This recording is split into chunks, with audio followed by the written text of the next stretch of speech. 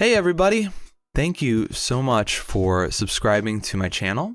I just wanted to kind of give a little bit of an update, a disclaimer, and thank you. Okay, I mean, I have a lot of people to thank. Dingo Doodles, Joe Cat, Aiden, all of these people featured me on videos on their channels, and because of this, I have a lot more people watching my stuff. And if you are subscribed to me because of one of or more of these users, thank you. Thank you so much for believing in me. I hopefully will not let you down. I mean, I don't know what your tastes are, but pretty sure you're gonna like what I have in store. Let's talk firstly about this episode. This episode was supposed to come out this year, like in September. Like, this was recorded a while ago. I didn't release it because on the episode I talk about I didn't want to have this episode out before the next Peace Guild. Well, obviously, the next Peace Guild isn't coming out this year, so I'm going to release this episode this year, kind of clear my palette of Podcast and Players episodes. We got 14 done. That's pretty good, I had some goals that I had stated at the beginning of the year. I didn't meet all of them, but one of the things I did meet was I vastly increased the amount of videos on my channel. And I think Podcast and Players is a really good addition. Not only do I think that having conversations with other D&D creators is extremely interesting, but without it, I wouldn't have met a lot of the community, and I wouldn't have been able to, do collaborative work with a lot of people. So I'm very happy with how the show's been received. So that's what this episode is. It's with Charles, aka fallenmonk D20. He's also a co-host on Arcane Gate. I think I mentioned all that on the podcast. And I wanted to also talk about the Peace Guild episode 3, because I've had people asking me, when is it coming out? You said it was gonna be September, then you said, no, maybe November, and now it's not coming out until next year? What the hell? Well, there are a few reasons for that, and believe me, I'm not happy about it either. I wanted it to come out this year. I was really mad at myself for not getting it out. Getting 2 episodes out. I wanted this, and I wanted, hopefully, to get the other 2 episodes out. But this episode was such a tall order. It was 25 minutes, and it's like action scenes, lots of frame changes. Like, I'm actually like animating in this one, as best as that I can do on my own, right? And that's really what it is. I'm on my own with this, and when it's such a large video, I've learned a lot of lessons, let's put it that way. I have learned, 1, I'm not going to do another 25-minute video, and if I am, it's definitely not going to be by myself. That's not happening again. Second, I've learned that getting help is going to be what I have to do from now on. I want to delegate some of the work, so I've got a few people in mind already, but I am going to need to save up some money in order to pay them fairly, because I don't want to just ask for help and offer nothing in exchange, so we'll see how that works. But yeah, I want to get help. I want to get this stuff done faster. As for this episode in particular, it'll probably release early January. I know calling it was another mistake. Mistake 3, don't call shit. It should just be out when it's out. But after I release this Podcast and Players episode, I'm going to just go and work on the end of the Peace Guild, episode 3. The animation, essentially, I've done all the hard stuff. It's now just the easy stuff. That's all that's left, is like a back and forth dialogue, and then I'm done. I mean, it'll still be another week. That's why I said early January, because I got to get all the sound design together, and I got to write the rest of the music, and it's 25 minutes, so it's a little bit more sound design and music than I'm used to. Again, not going to do a video of this length again without splitting it up, but this is the best thing I've ever made. Hands down, bar none. This is the most ambitious project I've ever done, and I'm hoping next year I can get 2 more Peace Guild episodes out in a timely manner. Just know that I have learned some lessons, and I am going to be applying those lessons in the future so that we can have more content more frequently. Podcasts and Players is also coming back, of course. I have a lot of people I still have not interviewed, people who I've talked to, and I'm actually playing D&D games in, and I still have not asked to be on the podcast because I just haven't been ready this year to have more people on. So next year, you're going to see a lot of new faces, some returning ones, some old ones, just like how Dieter came back on the Halloween episode. I'm planning on having Dieter as hopefully a recurring guest occasionally. I mean, I like him. We're friends, so I'm gonna have him on more if he's okay with it, of course. Anyway, that's kind of it for the update. Please know that I am prioritizing 100% the Peace Guild episode 3 right now, so that's what I'm working on. That's what I want to get out. It's gonna hopefully be out early January. I hope you guys like it. And without further ado, here is the last video of this year. Enjoy.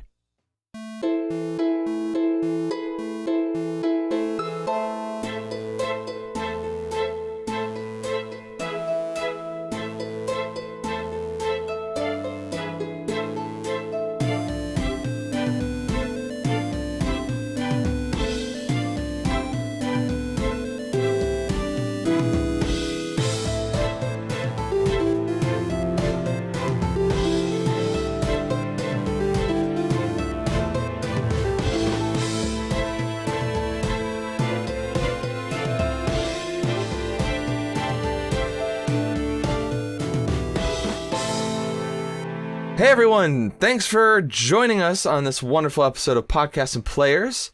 I have a wonderful guest today on this wonderful episode who makes videos on D&D builds, stories, and other interesting info, and that's not including occasional comedy skits as well.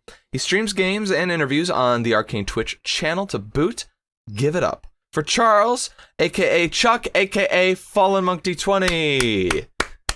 Hey, thanks for having me, buddy. Yeah, thanks for being on, man. I'm excited to have you. I was on your Twitch stream, not too long ago. Actually, we played Jackbox games, and that was a lot of fun. Yeah, it was great. I was really happy to have you and Josh on there. Yeah, and I think I won too, right? I don't remember who won. Do you remember? I think you won. I got 2 games. I know you won one of the rounds. We did 3 rounds. I know someone won 2 out of the 3, and yeah, I think you might have. Yeah, the fact we mainly played art games. I'm not even going to. I cleaned up, man. I'm not going to act like I did better than you. Yeah, no, I think I won the first game, and then we played the monster dating monster or whatever, and then I lost that one, and then the third game, I forgot what that one was, but it was like Fibbage or something. Anyway, not important. Yeah. Just saying, it was great. You should go check out his Twitch channel, the Arcane Gate, if you are interested in seeing very fun content like that. Do you have the video of that recorded?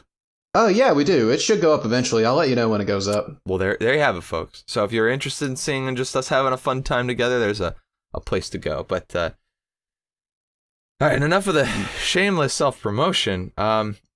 Let's start. No, please go on. No, yeah, all right. I'm kidding. Let's start with this. How are you? How you doing? Oh, doing great. How about you? I'm doing all right. I'm excited. I'm also stressed the hell out. It's crazy time we're living in with lots of different issues going on. Not here to really talk about that specifically, but it affects us all. And so D&D has been sort of my escape. It's been my... That's why I'm really glad to be here. My extrovert self is absolutely shriveling up and dying right now. Right? Dude, I just the other day, I got up out of bed. I walked to my computer, which is literally 3 feet away. And I started working on my animation that I've been working on, which hopefully, as of the release of this podcast, will be out. And you should check that out, everybody listening, if you haven't already. But I was working on it, and I worked on it until 6. And I went in the kitchen to get a snack or coffee or something. My roommate walked in. He was home. I didn't even realize. And I said, "Whoa, you scared me." And he's like, "Oh, sorry." And I realized that was the first thing I'd said all day to any human being. I hadn't spoken the whole day. And the only thing I'd said all day was, "Oh, you scared me." Do you get real caught up in your work and just go on for hours like that? Oh, yeah. I mean, that was a good day, though, because, a lot of times I'll get, distracted by shit. I hate when that happens. That's the worst. Where you, try to get work done, and you're like, "Oh, but this thing I'm working on right now is tedious, and I don't want to do it." Yeah, I can understand. Because usually animation like that, it does have a lot of tedium to it, doesn't it? Oh, yeah. I mean, especially what I'm doing, right now, where I'm at right now, and I can say it because I don't have to worry about it because this podcast won't release until the next Peace Guild episode is up. So that might be a month from now or so. But I have storyboarded the rest of the Peace Guild episode, the last 8 minutes of it. And it's really, I put my all into it. There's like frame by frame animation in this. So, it's exciting because I've never really gone this hard on something before where I've really like tried to make something amazing. But like, also, Godspeed to me, future me, who's got to deal with this shit. It's going to be a lot of work. And like you said, it's tedious because you're frame by frame. You have to make sure everything matches. And there's a lot of attention to detail you have to give to it. Right. Yeah, I am impressed y'all can do it for that long. I am such an impatient person sometimes. I'm just impressed that y'all can focus and do something for that long. Like, I watched one of your art streams and was shocked to see you were mostly on the same frame the entire time. Like, this little few seconds animation, I was like, geez, this man is dedicated. Yeah, I mean, you could say that this is a hell of my own making, and you'd be right. Animation's like, it's just very hard. It's very rewarding though when it comes together, and the thing that draws me to it, and for anyone listening out there who might be thinking about getting into that, or it sounds attractive or whatever, but maybe it's just too much work, like people are too impatient, whatever. The way that I kind of view it is, all the art came from me, the backgrounds, the characters, all that stuff was me, and then I also voice characters, and then I also make the music. And so when it comes together and you see that you made something that looks kind of decent, like, yeah, okay, it's not, Disney quality or anything, but it looks pretty okay. That's such a gratifying feeling to see it all kind of come together. And it makes that long wait of like working on it super worth it for me. Cause I'm like, wow, I could point to this and be like, look what I did, and it's impressive too. Like, I get that because when I finished one of my like skits that I was able to put together, I do have that feeling of just like, man, that came together pretty good. I'm happy with this. Yeah, so. Right. But I feel like mine's on a lot smaller scale than yours, since like you said, you do the music, the voice acting, and all this other stuff to it. So I imagine. Right, but what I'm saying is I'm not better than you though. Like, just because this requires more work, that's all it is. It's more work. It doesn't mean that like any form of content is superior or anything like that. Like, skits are still hard because like being funny's hard, Like, if my jokes don't land in my cartoon, it's not so bad because it's a cartoon and it's like that itself is sort of like a spectacle. So most people will forgive if a joke doesn't land. Whereas like in a skit, it's live action, so the jokes have to land, So that's harder actually. And so like I think what you're doing has its own degree of difficulty. So when it works out, you deserve to feel proud of yourself for that. Oh, well, thank you. I appreciate that. I definitely. Oh man, I will look like I'm absolutely crapping on myself if we go into that. But yeah, what you do is impressive. That is for sure. But I'm glad you can appreciate that. And what you said reminded me of. I feel like it was someone on Sleepy Cabin who said this. I'm not sure who. I think they said nothing's more satisfying, like when it comes to your own comedy, than seeing someone absolutely bomb at stand-up. It makes you appreciate, comedy is a bit of a talent. Yeah, it definitely is. I mean, like, we all can be told we're funny in social situations, but that doesn't necessarily mean you can just make a group of strangers laugh, Oh, yeah. Some people have a knack for it and they enter comedy, but it's still hard. I mean, even like, have you heard of Bill Burr's like famous Philadelphia incident? I have not, actually. I've only recently kind of got to watch Bill Burr lately, and I don't know. Well, I'm not a huge big fan of him. I like him. Don't get me wrong. I don't think he's like a bad guy or anything. Okay, you're the first person I've heard say that. Usually when I hear someone talk about Bill Burr, it's like, man, Bill Burr, he's the man. Yeah, I mean, he's not bad. He's a very talented guy. And what the incident I'm talking about or I'm referencing is like, and it shows that talent because there was this, and I think it was 2006, all these drunk ass people from Philadelphia at the show were basically booing every single comic that went up on stage. And every comic was supposed to have a certain amount of time, but these people were being so rude, booing and jeering and heckling everybody. People couldn't go on stage for more than a minute before they just walked off because they were like, I can't deal with this. Well, Bill Burr was backstage getting pissed, getting absolutely pissed off. So he marches up on stage and just starts ripping the audience a new one. And And he refused to get off until his time was up. He's like, I got 10 minutes. And then he'd just go into a sling of insults, 9 minutes.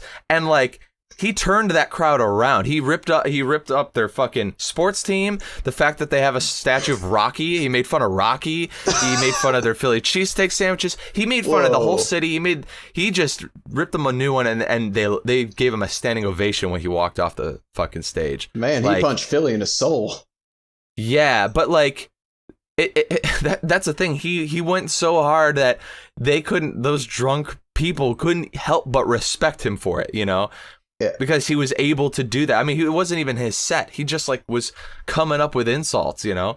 And that is absolutely like a mark of just skill. Absolute like experience and skill. Maybe a little bit of personality has to go in that too, because like not every comic is gonna be that abrasive. That's sort of his style, right? Yeah. But like, I mean, that was pretty inspiring to watch. Yeah, I'll have to look that up. That's interesting, and I just feel bad for all those people. That's rough, though.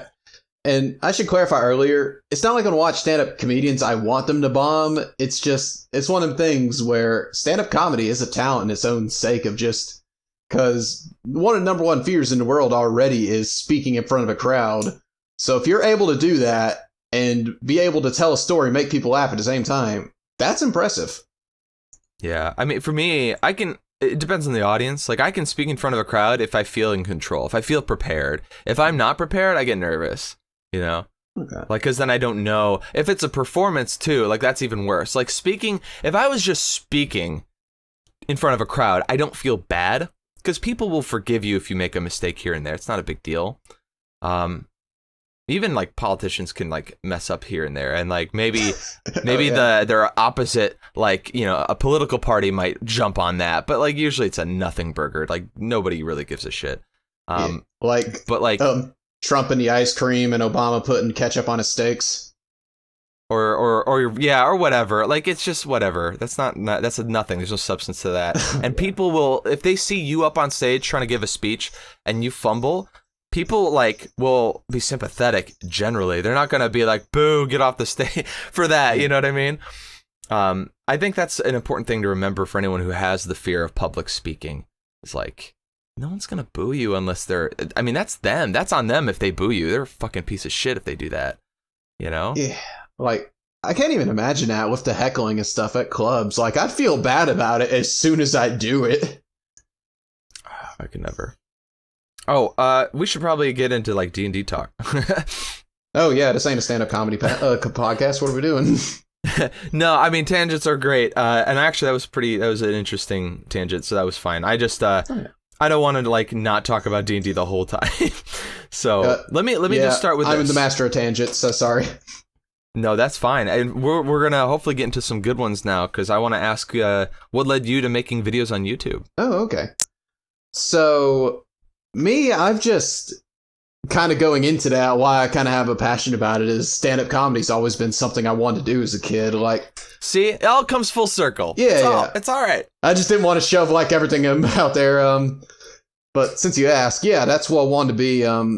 As a kid in particular, watching one of the few shows me and my parents watched together was Seinfeld, and I feel like I didn't really appreciate it as a kid, but watching it again as an adult, I realized how good of a show it was. But at the least, I just thought Jerry's life was so cool, like being a stand-up comedian and just making people laugh. I thought that was such a cool thing. And growing up, like a lot of my other favorite people in the celebrity light were stand-up comedians to me, like Dave Chappelle in particular. That man kills me. Yeah, he's very, very talented. He has a way of like connecting with his audience that I don't often see comics do, you know? Like that is more than just a skill at making people laugh. That's also like a hashtag relatable, you know, type skill, like being able to make people sort of like, I don't know, I feel like I know him. I've never met the guy, and yet from his stand-up, from his show, from him talking, I feel like I've known him for a little while already, you know?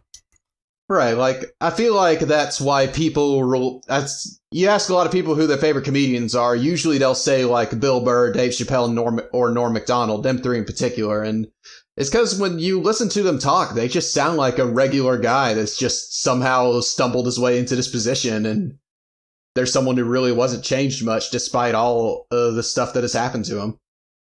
They just like making jokes. Yeah, I find it interesting you mentioned Norm Macdonald just because I've never found him particularly, like, super funny, but I've always liked him. He's always been a charming comic, you know what I mean? Like, he's got a really good voice for stuff. It's, like, iconic. You know it's him whenever you hear him in, like, a cartoon or something. You know what I mean? Oh, yeah. Yeah, and just his ability to sell a joke as well. Like, I remember there was one time where people were booing in the crowd. It's like, no, hang on. And he keep explaining the joke like he refused to let up on it. Like, we're going to get through this bit together. Yeah. Oh, yeah, and that's how he is. But yeah, it's just, just some comedians, they hit you, some they don't. Yeah, I get you there. I don't know. Part of it also for me is, and later that kind of translated to Saturday Night Live. When I started watching it, I was blown away. I thought this show was so cool. Just, because a lot of them, like, people that really inspired me, like Andy Samberg in particular, I still think he's an absolutely hilarious guy. Just crazy one of my talented favorites. Like, in 2008, when Lonely Island was still just, like, a little YouTube channel, and, like, he was doing the SNL digital shorts, I mean, those were, like, the only... I've never been a huge fan of Saturday Night Live, but, like, at the time, like, that was the only thing I'd ever watch it for, was those shorts. I just wanted to see what he'd come up with next. I don't blame you. Just, I feel like that was such a good era for it. Like, everyone argues the best era SNL, but whether it was the best or worst, I think it was just a good era. Like, they had Andy Samberg, Will Forte, Bill Hader, Kenan Thompson, Bobby Moynihan. Oh, yeah. All of these great, hilarious people. They were all on there around the same time. And they were just great together. And I don't know, I was always a very insecure person, so I was like, no, I can never do that. Then one day I found Smosh on YouTube and see they're literally doing what someone like SNL would do, but on a very smaller scale. And I'm like, that is so cool. I want to do that. Then insecurity wouldn't let me do it for 5 years until I finally said, you know what, I'm going to do it. Yeah, I mean, it's admirable because you took the plunge. Like, the thing is, whenever someone puts themselves out online for anything, like, you open yourself up to criticism, to possible hate, to people just being shitty, because people like to get away with being shitty. And most people won't say it to your face, but, you know, if they can say it online and not have any form of repercussion, they will. And that's just how it's been forever. So, like, saying, you know what, I'm going to take the risk. I think I have something to offer, be it like funny comedy sketches or interesting takes on like D&D builds or whatever. Like, I'm going to share it because that's what I want to do. And I like, that's the vibe that I've gotten from your channel, which I think it's admirable. It's like, that's what YouTube should be about, is like just people being passionate about something and putting it out there. Right, appreciate it. And without going into a kind of depressing spill about me, I hit real low point at one point in my life, and I was recovering for it, and I was doing fine, and for the longest time, I just never really did anything with this new, like, determination I had in myself. I always just kind of doubted myself just slightly, and I was never always wanted to do something YouTube. I was never sure what I could really do with it, though, and around that time, it was when I became known as the one guy in our small town that actually knows how to play D&D. And a lot of people were coming up to me wanting to learn how to play, and it just got to the point where I was getting asked to run so many games, and so many people wanted to play, I couldn't teach all of them. So I started making a YouTube channel for that. Like, if you look back at my really early videos, it was mainly just like tutorials on how to play, talking about real certain things in the game. And then I started going more into obscure builds, then I started going into comedy later. And it was just kind of that moment where it was... I want to say it was August 27th, something like that. I was about to get married next month, and it was just that I was talking to my mom about it, and she was just giving me the old spill of like, oh, you can't ever do what you want to do when you grow up. You got all them responsibilities. My mom doesn't sound ancient. So I don't know why I'm putting that voice on. And I was just like, honestly, she's right. I was just staring at my laptop like, if I'm going to do this, I need to do it now before I get married, because if I keep putting it off after I get married, it's never going to happen. So I made my first video, got some positive feedback, and I just set this precedent in my mind. I just want to make content that I enjoyed making, and if other people like it, that'll be great. I just want to make people laugh, but I'm also going to do my best not to just try and completely people please it and only go for following trends and stuff. You know, I haven't made D&D and Fortnite yet. Wait, yeah, I totally understand that. Like, it's taking any plunge to even pursue a hobby, not even as like, I want to do this for a living, but just like, I want to do this at all, can be like intimidating simply because, you know, there's just a lot of obstacles in the way. You got to kind of set your life up to facilitate that hobby. It can apply to both like making videos on YouTube, but it can also apply to anything that requires any degree of like work of any kind. So like if it's, for example, one thing I want to do is learn how to play guitar. I have a guitar. It's like 2 feet away from me. I haven't touched it in a week, maybe longer. And that's not very good. You know, like I'm not going to be able to learn if I don't actually practice, which sucks. But it's like, it feels intimidating to pick it up. Like I'm so like new to really learning guitar that I almost don't know where to start. So it discourages me from even getting started. And that's a lot of people starting like YouTube or anything.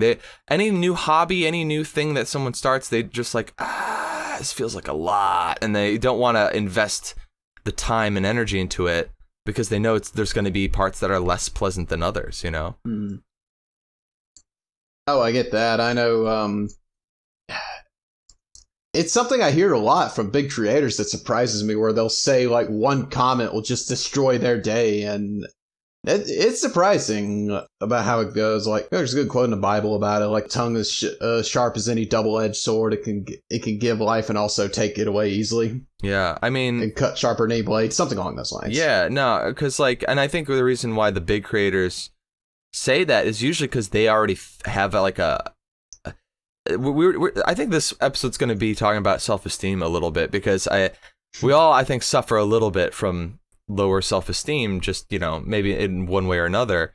And with a lot of big creators, they might suffer from that too. They might put up sort of a persona for you, the viewer, to like sort of be entertained by them, but like they might feel secretly that wasn't very funny, this bit was bad. And so when they see like really terrible comments about something that they're insecure about, or that they secretly believe, it confirms that and makes them feel like shit. You know what I mean? Yeah. I know in particular, I think Eddie Burback and Gus Johnson were talking about this in their podcast, where I think Eddie Burback mentioned that usually like comments that are just like, hey, you suck, that you'll just roll that over and not think anything about it. But comments that are just like, hey, I feel like this joke didn't land as hard as the other ones, he'll instantly be like, oh no, he's right, he got me. Well, I mean, if it's phrased in a nice way, usually it's not so bad, but like a lot of times people will spend the whole comment critiquing the entire video. Like, this didn't really work, and this made you appear this way, and it wasn't fair that you said this, and blah, blah, blah. And then it's like you're basically being pulled apart and dissected, you know? Oh, yeah. Those are ridiculous. Like, but yeah, he was kind of mentioning it in the sense that confirming doubts he had about his own video. When that happens in the comments, that's when it hits him. Yeah. For sure. And I can get that, because I have been very lucky to not get a lot of hate comments on YouTube. And the very few I get are usually just like, oh, you suck. And just like, okay, whatever. Thanks for the comment. Thanks for the engagement. Helps the algorithm. Yeah. I'm winning in the end. You don't realize it. Yeah, it's, I don't know. Like, people are going to say what they're going to say. I think that's the moral is, like, if you are too afraid that someone's going to say something mean and that is stopping you from making content, then you have to really like think hard about how badly you want to actually make this content. Like, is it important enough to risk mean comments? are you going to be able to steel yourself beforehand, before releasing this content, and get like thicken up your skin a bit, get ready for people to be shitty? Because if you're not able to do that, or if you're not willing to do that, or if you're not even, or if you're just not expecting it, like you're being very naive, like everyone's gonna love this, like people are gonna get shitty. Look at what's her name, Vivzy Pop, who did Hell of a Boss and Has Been Hotel, right? Oh my gosh, the crap that woman got. She gets so much shit for so like just little shit, like stuff she said years ago and things like that, and it's like and then she also just gets critique on it all the time. Like, I get it, if you release art, you will get critique, but then people they'll say this part needs work, this part needs work, therefore the whole thing is bad, and like dismiss it. And then what really hurts is not just a bad comment, but then when a lot of people in the audience upvote it or like agree with it, that's when it hurts, because then it feels like a lot of people are against you, you know. And that happened to her. That happens to creators all over the place, you know. Oh yeah, hers blew my mind the most, because I feel like that's not even a controversial statement to say. Has Been Hotel was a very well made thing for a small group of people. Right, they made their own animation studio. Yeah, it was incredibly impressive, and I was in a cartoon group that was absolutely dissecting it and was comparing it to like all these new shows like Adventure Time and all that, and it was just like, well, of course. Yeah, it's not. They had a budget, right? She didn't. It's not the same thing. You can't compare them that way. I mean you can, but it's. The studio is a new studio with new talent, you know. I mean, people who have talent, who've been working at stuff, but they're not good at the professional level you're going to be seeing at these other, you know, Nickelodeon, Disney, whatever. Yeah, I'm not dunking on little Jimmy's crayon drawing just because he didn't cut his ear off like Van Gogh. Yeah, and is it perfect? Am I saying that Has Been Hotel is perfect? No, it's kind of messy, sure. The characters are very over-designed, in my opinion, but, I mean, that's her vision, so I can't, you know, if she's willing to go through the work to animate these, like, really, you know, heavily designed characters, then that's, you know, more power to her, right? The voice acting's great, the jokes are funny. I think people just didn't like how...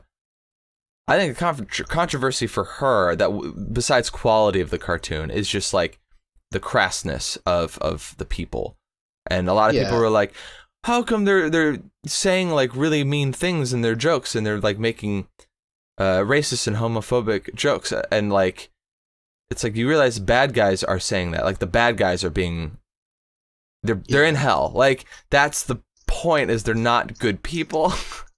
Yeah, that's the only controversy I kind of understood, when people were arguing why is Angel in hell, and it's like, well, Angel being gay is not the reason. Angel's a bad person. Yeah. Oh my! I haven't even heard that, but God, it's just like whoosh. You missed the point, man. Yeah, but it's just some people are so selective on their criticism. It's amazing. And look, anyone listening who has criticisms of Has Been Hotel or Hell of a Boss as art, that's valid. You might have valid criticisms. I'm not saying that you're necessarily wrong for having a criticism of that. What I'm saying is that she doesn't deserve the shit that she's getting for all of that. Like, that's not fair to her, who's an artist who's working on this stuff. And people forget that, like, they can easily gang up on somebody, a creator, you know. I mean, we can talk about this freely because we're, like, small creators. So, like, we don't really have people gunning for us right now. But, like... You know, it's just one of those things. We are taking that risk. Like, obviously, we want our channels to grow, I assume, yeah? Well, yeah. So, like, maybe one day we get to that point where we get a lot of haters. We got to be prepared for that. Later on, they're going to be pulling this up. Controversial D&D YouTubers, Cool Boy Sean and fallenmonk 20 are talking about the Has Been Hotel. More on this later. Possible white supremacist? Find out later. Welcome back to Dungeons and Drama. Yeah, I call that to before the show. Yeah. So, any case, that was a nice little tangent. So, but I mean, I think we kind of hit the substance of like what got you into this, which is comedy and also sharing information for people who clearly needed it in your community, right? Yeah. Uh, Yeah, that was the primary reason. Is just it was mainly for the information is why I started it. Like the comedy was kind of in the back of my mind, but I was always too scared to make the jump. And I had one skit written that is like, man, if I did this would be great. And I'm like, I don't know. And I just kind of wrote some more for fun because I'll do that sometimes. And then in the middle of one of my games, Trey was there, actually, Denaru. Yeah. And also another one of our friends, Garrett, was there. And I mentioned, yeah, I've debated on doing skits for our channel. And Trey's like, oh, like what? And I explained the very first one to him, which was the half-elf skit. And he's like, hey, that's great. Let's do that. And I'm like, hey, what? And he's like, yeah, let's do it. And I'm like, and I was panicking, like, no, let's not. This will not go good. Because at that point, I did 2 skits that were just completely one-man performances, just as jokes. They were all right, and they got a little bit of traction, but not the biggest. But as soon as everyone else was involved, it actually felt like a production, like the SNL skits and the Smosh skits I idolized as a kid. I'm just like, oh no, this is bigger than me. And I love that, like, you didn't expect a yes, and they said yes, and you're like, abort.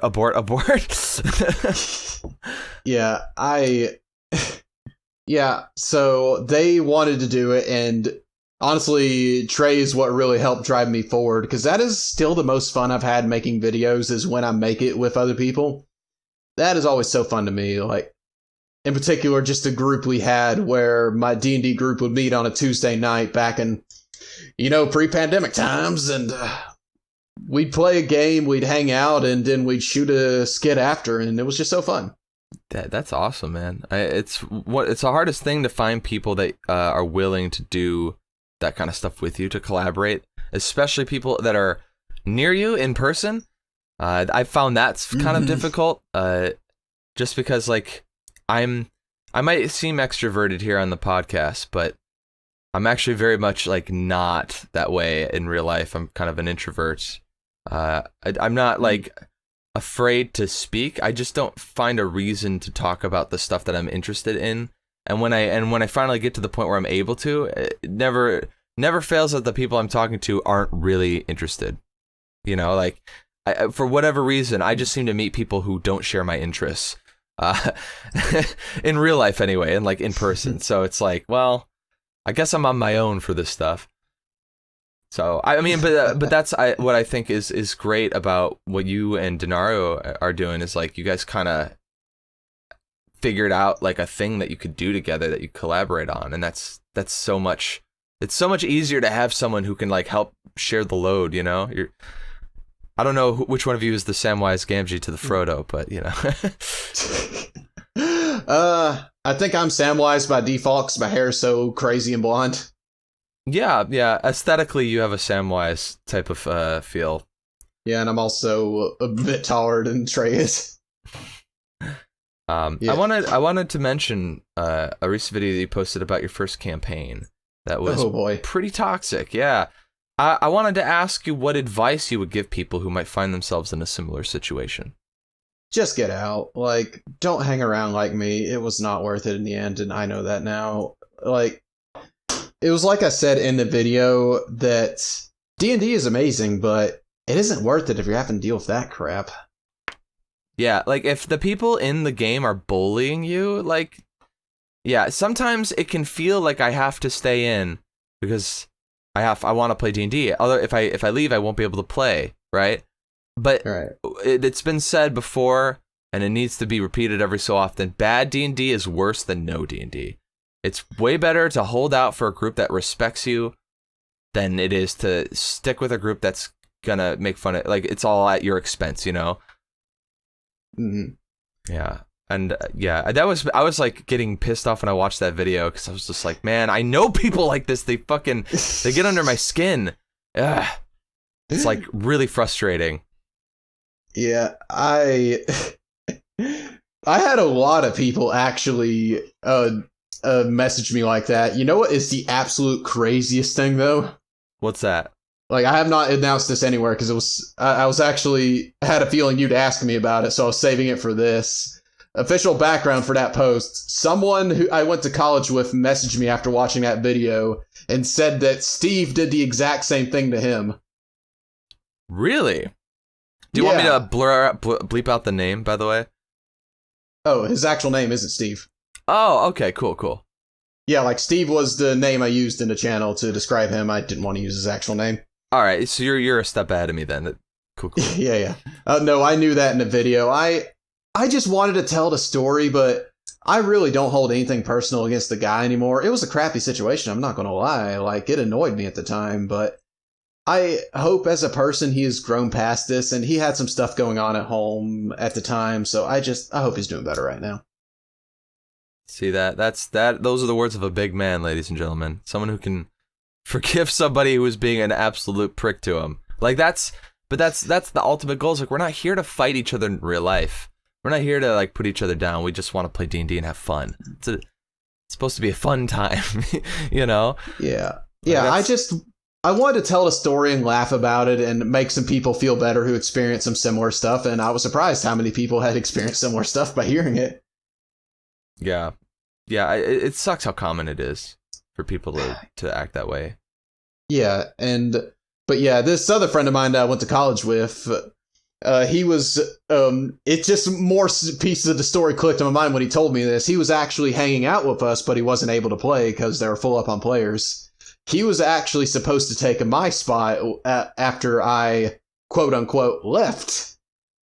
And like me, they didn't tell him where they were meeting at. They set up his character and everything, then just ghosted him like they did me.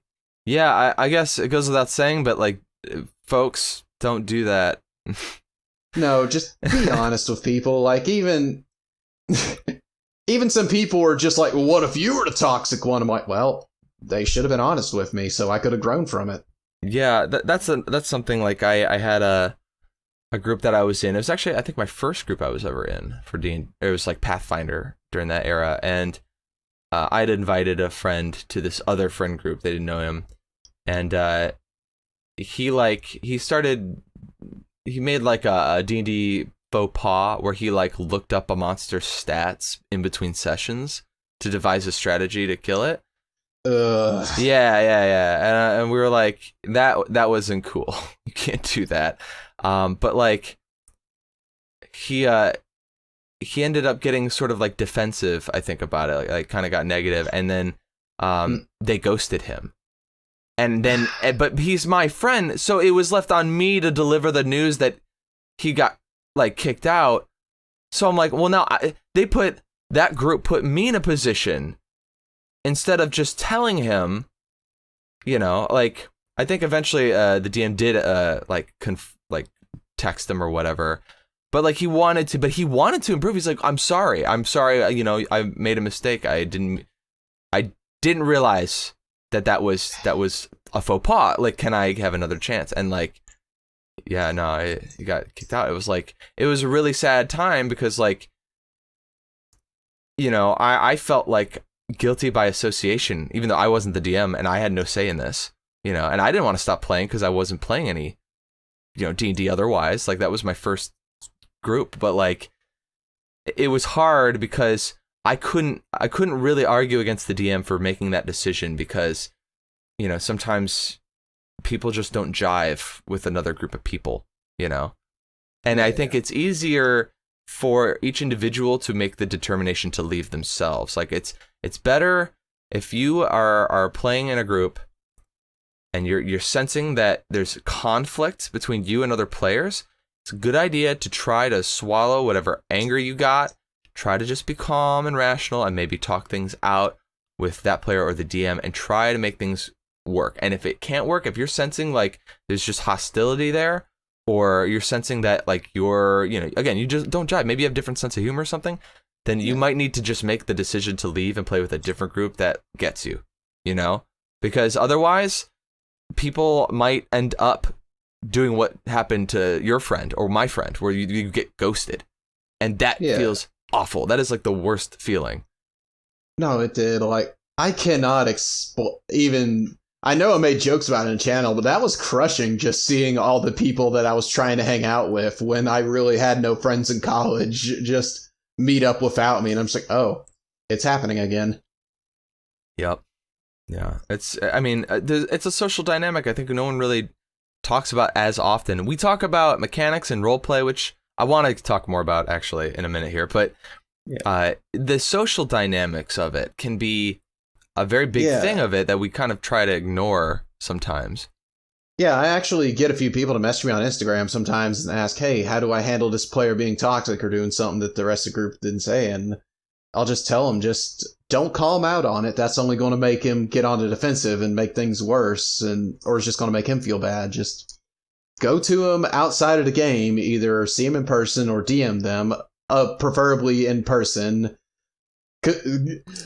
If this is post-pandemic time, that is. Right, and just talk to him and let him know, hey, the party, don't name names either. It's just like, hey, the party is having trouble with what's going on here. Why are you doing this? Can we talk about this? Can you lay off a bit?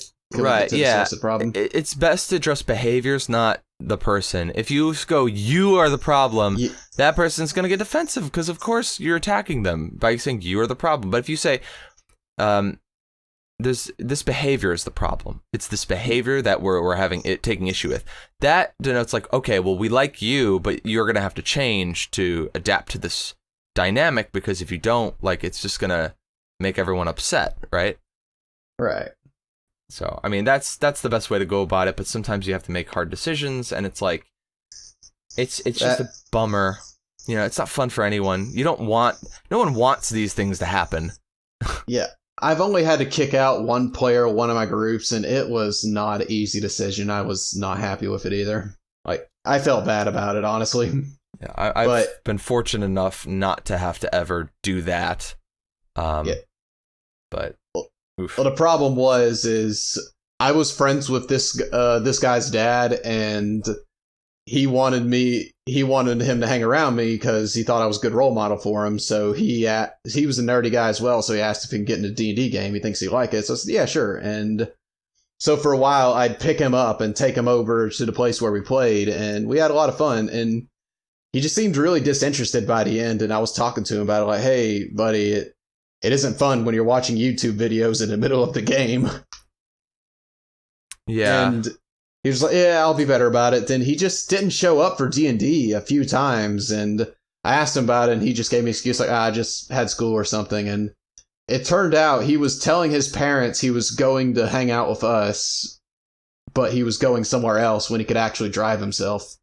And that is the only time I've ever had to kick someone out. Like, it was like, buddy, I love you, but I can't be acting as a scapegoat for you. If you want to come in the group, that's fine, but you need to come here. Well, yeah, I mean, that he was using it as an excuse. He wasn't interested in the game, so that he basically, I feel like you didn't even need, you're kicking him out was like the lightest of pushes, it feels like, because he was already kicking himself out by not showing up and just like using it, like you said, as a scapegoat. So yeah, that I just want to use that as an example of, it isn't an easy thing, I understand, but it was better for the party overall because there wasn't some guy playing his anime phone games while we were trying to roleplay. Yeah, no, I mean, and that's also just sort of, even if you are interested in a thing, if you're, I'm one to talk because I've been in a group that I was not interested in, like the story didn't catch me. For a variety of reasons, and I was like playing Civilization 5 on my laptop while we were in the game. So like in person, I was there in person on my laptop playing Civilization 5 while the game was going on. So like, look, I'm not perfect. I have been an exhibitor of not so good behaviors before. I'm not trying to. This week's on Dungeons and Dramas. Right? Yeah. Like I don't want to. Player ? Question mark. Yeah. Like, look, I like to give advice when I know like what advice to give.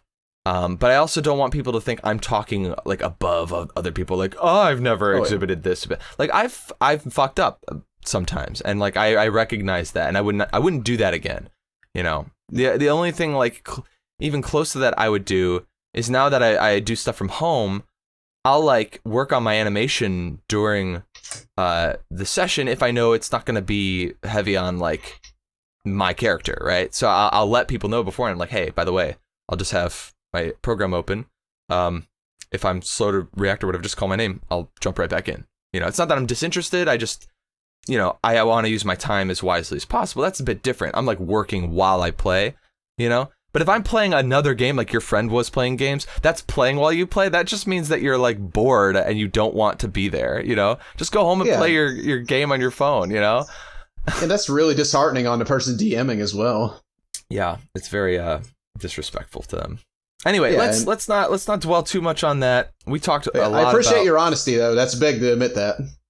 No, it's stop. It's not. It's just like, hey, you were calling me a big guy earlier. I could call you a big guy. All right. On your own podcast. He isn't asking me to do this, I swear. You're a big guy for you. Did you get that reference? Oh, Bane posting gets me every time. It's a joke I've never got tired of. Oh man, my D&D group used to do that all the time. We would just, anytime someone would describe an enemy as like a big guy, we'd just say, you're a big guy, and then someone else would say, for you. So without fail. I had a funny story about that where when I was really hard into it, my old roommate before I got married, we're still really close friends, and in the middle of that, there was a hostage situation in the D&D game, and just one of my players said, maybe you shouldn't shoot a man before throwing him out of a cart.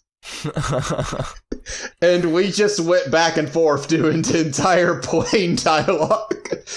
In the end of it, I'm like, okay, you talk your way out of the hostage situation, you're fine. You know, I've only seen that scene. I haven't seen any other scenes from that movie. Just the plane, or the Bane plane scene? Bane on a plane. Bane on a plane. It's mildly okay compared to the whole trilogy. The Dark Knight was just such an insane movie, but the other two were good, but not the best. Especially if you're a fan of the comics, while I am a huge Tom Hardy fan, I did not like his portrayal as Bane. Yeah, I don't know. Too dark, too gritty. It's like grimdark, you know? I think Overly Sarcastic Productions released a thing about that genre recently, like grimdark and what that is. And I realized why I don't like those types of things. It's like, it's too much. It's like too, like it's almost black and white, it feels like, you know, like those movies. I can understand that. And it's just, I don't really care for that. Although that doesn't necessarily mean that they're bad. It's more of just like a genre thing for me. I mean, I'm not the biggest Call of Cthulhu guy, but it's more just a principle of, when it comes to darkness, I didn't like the Cthulhu just beat down, humans are trash, they're nothing, you're barely surviving every day from these horrible beings. But Berserk's a grimdark genre I actually like, because it's about a human overcoming these absolutely insane odds just by pure willpower.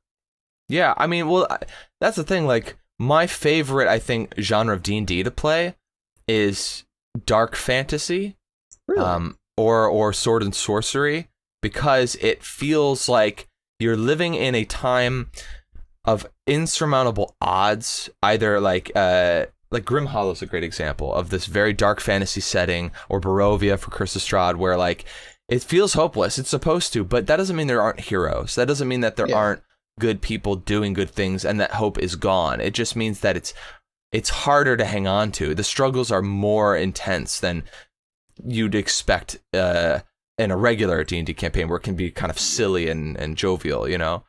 Right. It's also why I appreciate Evil Dead. It's that where there is the insurmountable odds. In any other horror movie, all the characters would just be screwed because whatever. But it's about a guy actually fighting back and defeating the evil.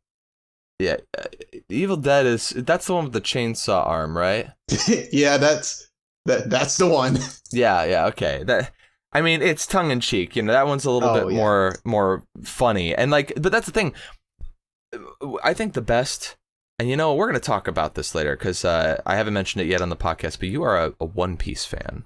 Hey, yeah. And I'm not going to use up the main podcast to talk about that. We'll talk about it afterwards. It'll be a Patreon only, exclusive bit. If you're into One Piece and you want to listen to our conversation, we can have that available later. But I do want to just mention real quick. He knows it's best to limit me here. Yeah. I just wanted to mention real quick is that one of the things I've mentioned to other people is that it blends together seriousness and action and drama at parts with comedy. And it doesn't compromise on like character, like how character driven it is. Like the characters are who they are. They act in ways that make sense for who they are. You can kind of predict how they're going to act. You just can't predict what's going to happen next because there's so many of them, right? And so you'll get really funny scenes, really funny jokes that sort of kind of, in jokes for like the series and stuff. But you also get scenes that are like super intense that make you really maybe scared for the characters or like really like angry on behalf of them. Like you want them to kick the bad guy's ass because you want them to not be sad anymore. You want them to like get back to the laughing and the fun, Oh yeah, my wife gets activated anytime you mention Blackbeard. Yeah, but again, we will get to that. I just want to mention that real quick. Here's a question. It does blend to genres very well. I've seen very few shows that can do that as well as it does. So I have a question here. Wow, my voice just cracked. I have a question here. What's that, Morty? Are you playing in any campaigns right now? And do you have anything fun or interesting you can share? Morty, I got this game, right, where I'm playing this half-orc paladin. It's crazy, right? Not just a god or anything, but yeah, I love it, Morty. It's great. I can smite evil. I don't want you to keep doing that bit because you're gonna ruin your voice. I already tried to burp and I just made this ungodly banshee wail. I don't know what happened there, but today on Dungeons and Drama, Fallen Monk D20 pukes live on a podcast. I love this recurring joke already. In actual serious tones, I'm in one campaign right now. I was in another one, but it just ended recently. So me and some old friends of mine from college, my old roommate and some other good friends of mine, we have a Monday night group that meets every bi-weekly. I play one game in that bi-week. I run one game in that bi-weekly game, then my friend takes the other week. Okay. So we do two separate campaigns every other week, and I play one where I'm playing a half-orc paladin of Shantae, an Ancient's paladin. It is so fun. I love it. Yeah, I've played with that.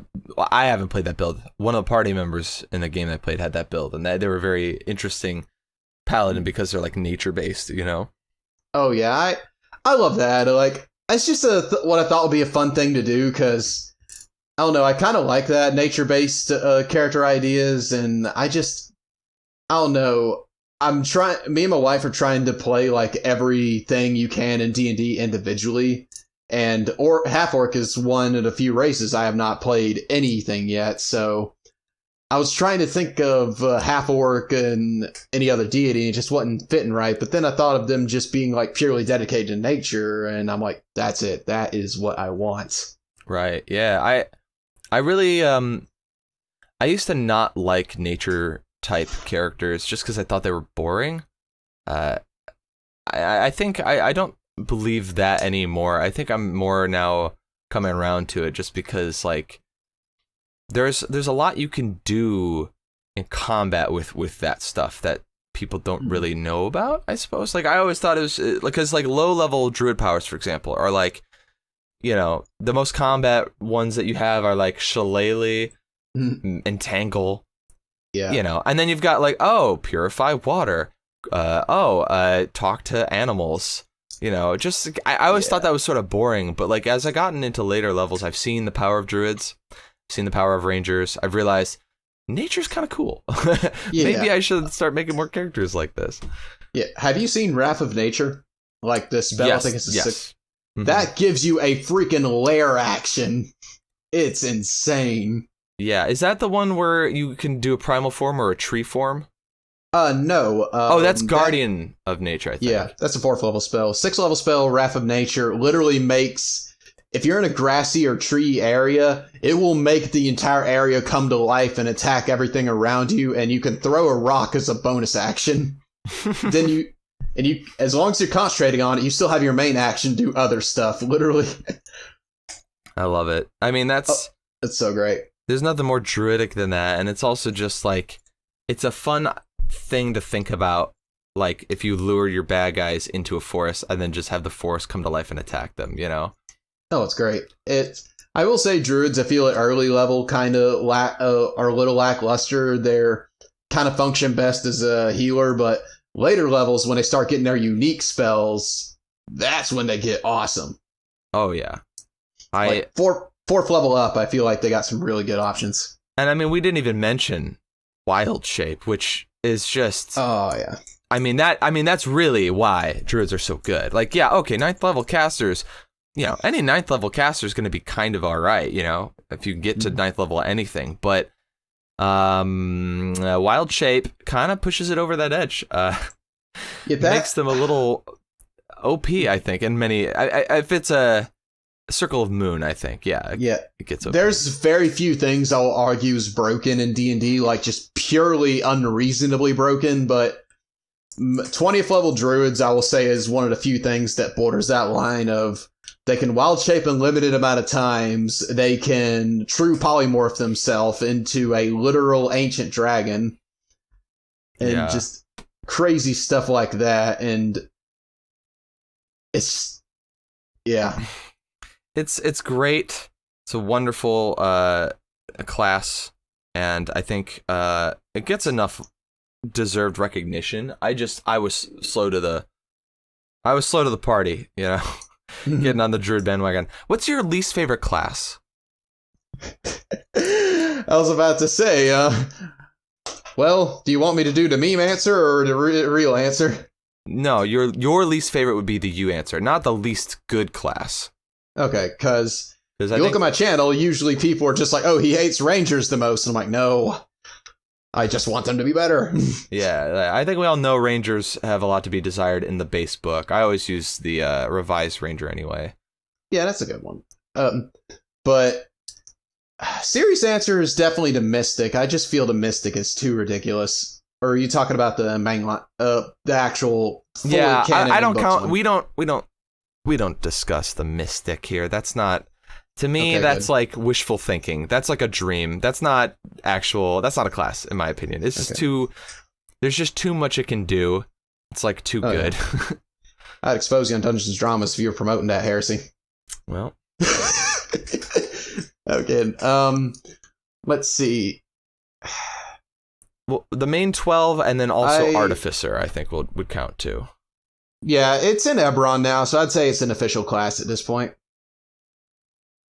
I gotta say, honestly, probably Ranger still. It's just how much to be desired. I feel like every class in D&D, there's at least an option you can build them to be pretty functional. But you just said that it's not that it's your least favorite, it's that you want it to be better. So that means you like the theme of Ranger. So it's not your least favorite, is it? Oh, I love the theme. Like, I think the idea of a hunter in a fantasy setting is such a cool idea because they have to handle so much in their setting since they go out into the woods. Know what's in the woods? You can either track the squirrel you're hunting or you can run into an ancient green dragon. Right. So are you sure, though? But you said that's your least favorite still. Are you sure? Is that just a 5th edition opinion or like in general? Just I feel like... I have talked to a lot of people about this in my War Against Rangers online. It feels like they have never been properly done right because you can really build them to have a better version of that with a fighter or a rogue if you build it right, especially Scout Rogue. Scout Rogue just felt like a slap in the face to Rangers. That was weird, yeah. I didn't understand why that was a build. Yeah, like, and other... It's just I feel like Rangers have been dunked on so hard by Wizards of the Coast, and I just feel bad for them sometimes. And when it comes to what it is, yeah, I don't really say there's any I absolutely hate in D&D. It's just probably my least favorite. I'd argue if there's a close one to it, I'd say wizards. Wizards just aren't as cool to me, but I see a lot of potential in them, and I honestly like wizards. What I played of them. Okay, yeah, that's fair. I think that they're a lot nerfed in 5th edition compared to like 3rd edition. You know what I mean? Yeah, I've always heard like in Pathfinder in 3.5, you basically become a god at a certain level. Well, yeah, because like you get all arcane magic that can be inscribed in your book in those games. Like it's not just a spell list for your class. There's 2 spell lists, divine and arcane. And so like if you're playing an arcane caster, you have access to the arcane spell list, but you might get bonus spells based on what class you choose, right? But for wizards, you only get or you can potentially get all the spells for arcane, like every arcane spell. That's nuts. Yeah, right? So like they balanced it now to where they still made the wizard spell list absolutely monstrously big compared to the other ones. But it means that there's stuff that can be unique to the sorcerer or the warlock that the wizard can't get. You know what I mean? Yeah, it's pretty rare to find a unique sorcerer spell, but yeah, I think there's some. There's a few. Is it summoning spells? I think summoning spells might be among them, but like they're all basically just tweaked. Like the bard, for example, has a lot of, battlefield control type spells, right? But they're arcane. Yeah. You can tell there's some overlap with wizards there that they get the same things. But then like sorcerers are going to be way more evocation heavy and just like big flashy shit because sorcerers love doing that. Yeah. And then warlocks are going to be anything that has to deal with like, summoning or fire themed shit or like stuff that like seems sort of evil that like maybe a player shouldn't be doing is going to be on the warlock spell list. Yeah. Bestow curse. Yeah. And yeah, it's just, I feel like there's a lot of potential in every D&D class. It's one that's really hard to like say there's one of my least favorites. So that's why it's got to be Ranger just by default, because they've done that interesting thing in 5th edition where you can build anything to be anything. Like the last thief I actually played was a sorcerer with the criminal background. Yeah, I was doing something like that too, where I wanted to play a roguish character. And then I realized that if I made them, instead of a rogue, if I just made them a bard, they'd be better because they could do more. Yeah. So I was like, well, the bard's better, so I'll be a bard. And now I'm toying with the idea of dipping back into rogue just to get like cunning action or something. Right. So, yeah, multi-classing rogue actually helps a lot for a lot of cases, especially if you do someone with any decks. But yeah, so that's it. Just anything I really want to do for that nature theme hunter, I can just do with another class, and that's just how they made the game. So it's just kind of unfortunate bunch of circumstances that lead me to the position I have right there. I mean, yeah, nature theme hunter. Like I'm actually making a character for a game. Campaign that hasn't started yet, but she's a monk ranger using the improvised build, obviously. And I've realized I like ranger as a multi-class because ranger gets some spells that only rangers get, and they're all fucking cool. Like, one of them is called Zephyr Strike. Oh yeah, I feel like that and Hunter's Mark are definitely worth any 3-level dip you can do in Hunters. Those are so fucking cool, man. Those are some of the coolest spells I've ever seen. And then there's this, wizards can get this too, but like Steel Wind Strike at 5th level is fucking cool, and rangers get that. There's also Conjure Volley and Conjure Barrage. Only rangers get those, and I mean, but thinking about what that is, like I tried to make Undyne from Undertale in D&D, and I realized that even though I want her to be a fighter, she'd have to be a ranger to get Conjure Volley and Conjure Barrage, so she could throw a spear and then turn it into 1,000,000 spears. Like a rain down spears on your enemy, because that's something she can do. And I'm like, you have to be a ranger to be that way. So it's like there are things about ranger that I think are valuable. I just think that the way it's written in the base book is just too. It's not enough. It doesn't have enough oomph. It needs that damage boost that it gets from revised. I'll say Horizon Walker and what's called Gloomstalker, they really buffed up rangers a lot to me. Yeah, Horizon Walker's fucking awesome. In fact, little spoiler, someone asked this a while back, but I can reveal this now because episode 3 will be out. But Kara is a Horizon Walker. Really? I figured she'd be a hunter, actually. Well, I mean, she's just a ranger, right? So she hunts, but there's a little bit more to her than meets the eye. But I'm not gonna. Hey, that's cool. Not gonna say any more than that. All right, I'm excited to see that episode. Yeah. Anyway, I mean, we're reaching the end of the podcast here. It's kind of short. Kind of flew by. Yeah, that flew by, man. Yeah. Man, if only there was an after show people could listen to on Patreon after this. Oof. God, I know. If only there was a link in the description of the video where you could, check it out and not only get to listen to this, but listen to the after show with Just Jackdaw and see all of my behind the scenes stuff that I post only on Patreon. I wish. Oh man, if only that was a thing. But I know, right? In a perfect world. Oh well. But for everybody, thanks for listening. And Charles, Chuck, I'm gonna call you Chuck now. I think we're at that level. We've leveled up. Chuck, thanks for being on the podcast. Where can people find you? Let people know. Hey everybody, you can find me at fallenmonk 20 on pretty much all social medias. I primarily do YouTube. That's what I'm trying to make my main focus. I did a lot of D&D build videos. I'll probably do more of them, but lately I'm probably going to focus more on my skits and my story, see how that goes for a bit. It's what I have the most fun doing. All right. On Twitter, I post very random things that are sometimes D&D related. On Instagram, I post D&D memes every day. So yeah, come check it out. And there you have it. Instagram and Twitter link is in the video, and all the other links are going to be in the description. Go check them out. Thanks for coming on, and hope to do something with you again soon. Yeah, we'll have to. It was a lot of fun.